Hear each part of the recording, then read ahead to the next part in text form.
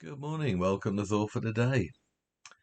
Well, it's been a busy weekend for us. We did something different to the norm. We went away.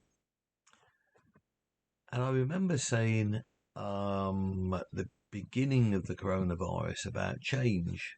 Yeah, the only constant in life is change, and how you react to that will depend on how things will go. And we went down to Devon.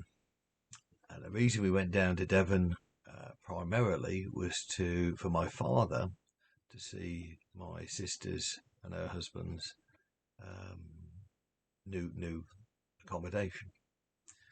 The reason is that they moved literally, physically, 1 week before the lockdown. So this has been sort of in the planning for a while now, and we were asked to take Dad down, so we did. We booked a place in a holiday resort, self catering, and so many different changes. We don't book in. We don't actually go into reception and sign in or anything. We get a message to an app which tells us where our accommodation is, and also on the app is an electronic lock. So you have to hold your phone against this box that's attached to the door, and by pressing the button, it electronically does whatever it does, and it unlocks the door so you can go in.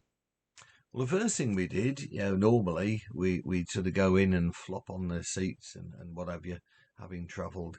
No, first thing was, and again another change, to wipe down the all the surfaces and everything with the Steri wipes that we'd taken. It basically would kill 99% of all household germs, and the other 1% hopefully won't be of any major problem. And so that was done. We also took down these lateral flow test kits so that we could check ourselves to make sure that we were okay before we met up with anybody. And so we also had to have a protocol, for want of a better word, on how we would meet people and where we would meet people and what would happen. And my sister suggested, which was very nice, well, she booked that we went out on a steam train and a boat trip on the Saturday. So again, you arrive at the station, you've got to arrive a certain time before, and you're only allowed to go into your box because that's your place to be, and you're not allowed to walk around the train or do anything. You've got to wear your mask at all times. So that was another change that we had to get used to. On the boat, now you're outside on a boat, and you'd think, that's okay, we're outside, but no, the rules are outside on the boat, even on the upper decks, you have to wear a mask.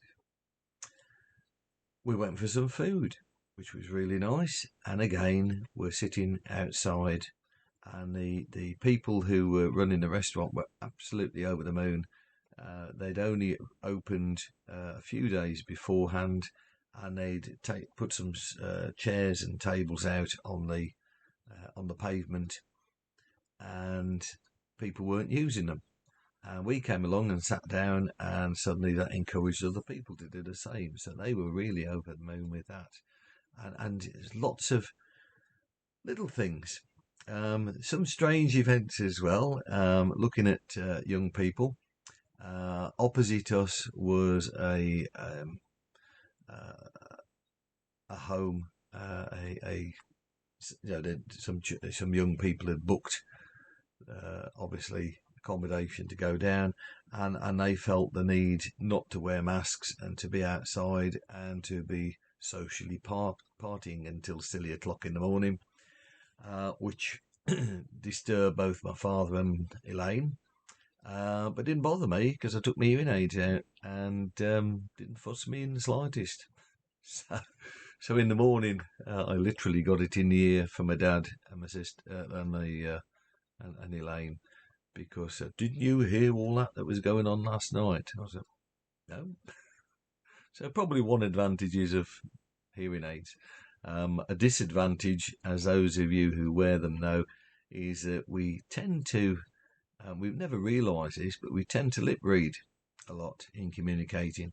So, of course, when somebody's got a mask on, you don't. But what you tend to do is, rather than seem stupid, is that you tend to agree. So you go, yeah, yeah, yeah. And you don't know what most people are saying. It doesn't make any sense. But it's far easier. I've discovered this. It's far easier to just say yeah and agree than to keep saying, excuse me, can you say that again? Excuse me, can you keep say that again? Because it can be a bit annoying after a while. Anyway. So we also had to have protocols, for want of a better word, on meeting people, because we ended up meeting a load of other people that we hadn't seen for a while, and that was really exciting, and that fitted in well. And so, yeah, lots of change, lots of changes. And so we're coming into another change now when the government's saying we can relax doing some of the things that we've got used to doing. We can now relax doing some of them. We're still in this strange place where we're not too sure about some things and we're not too certain about what we should or shouldn't do. Terry spoke about little acts of kindness, and I think that's absolutely fantastic. Little acts of kindness go a long way to change so many different things. You know, if you don't want to hug, don't hug. If you want to hug, hug. If you're huggers, well, I mean, that's you know, Elaine's a hugger. Let's be honest, you've had a year of starvation of hugging, so if you want to hug, hug. But fit within the rules. One of the things that we did take with us, which is the lateral flow test, but what did stick into a lot of people's minds was the fact we were taking the test for them, right? And that was another change, and quite a surprising change for some, that we were actually taking the flow test to protect them. Rather than the other way round. And that was like, well, we've never seen it that way. And I said, well, that's what we do at church. We take the lateral flow test just to make sure that we haven't got anything that we may pass on to other people. So with that thought in mind, you know, being good to other people, doing good, and yeah, just be safe, be happy. The new norm will be the new norm, right? But it'll be your new norm as well. So you can adapt, but also you can take control. You can take an authority over that to make it yours, and therefore not so as erroneous as it could be. So have a great day. See you soon. Be safe. Bye bye.